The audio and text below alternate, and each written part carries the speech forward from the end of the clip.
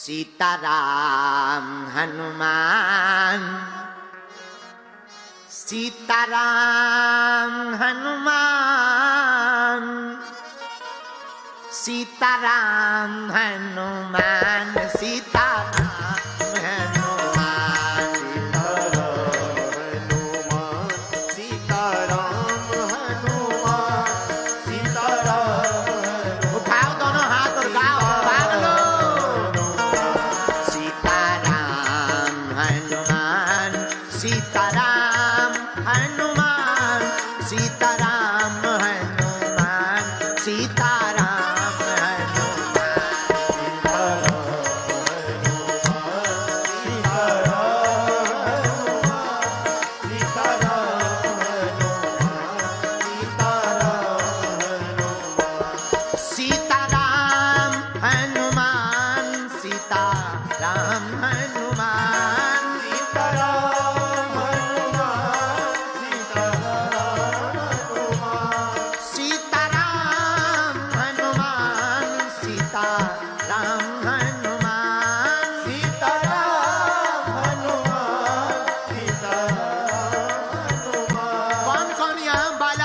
पगला बैठा हुआ है तो ताली कौन बजाएंगे? वेस्ट इंडीज वाले। उठाइए दोनों हाथ और गाइए सीताराम हनुमान, सीताराम हनुमान,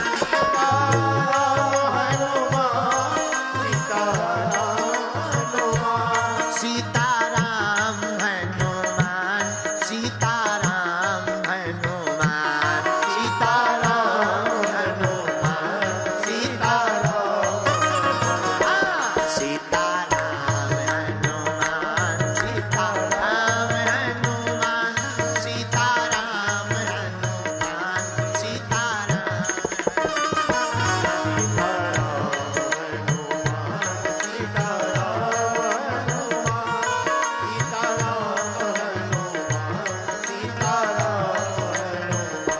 राम जी की भक्ति से नूर मिलता है, राम जी की भक्ति से नूर मिलता है। जो भी इनका सच्चा भगत बन जाता है उसे कुछ ना कुछ जरूर मिलता है। दोनों हाथ उठा करके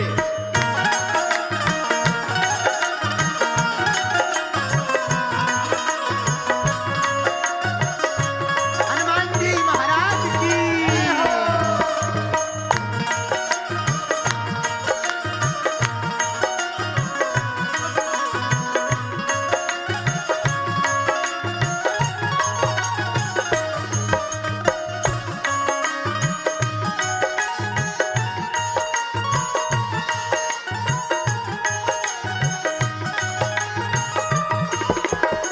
देखो बुरा न मानना,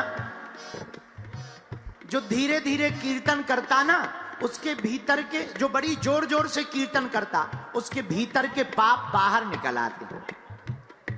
बड़ी जोर जोर से जो कीर्तन गाएगा भीतर के पाप सब खलबलाकर बाहर आ जाएंगे, लेकिन पता है जो धीरे धीरे करता है उसके भीतर घुस जाएंगे। अब तुम बगल वाले के पाप अपने भीतर घुसवाना चाहते हो तो ठीक है, नहीं तो दोनों हाथ उठाओ, मेरठ वालों। सीताराम हनुमान, सीताराम हनुमान, सीताराम हनुमान, सीताराम हनुमान, सीताराम हनुमान, सीताराम हनुमान, सीताराम हनुमान, सीताराम। अब तो कृपा करो राम, अब तो दया करो राम,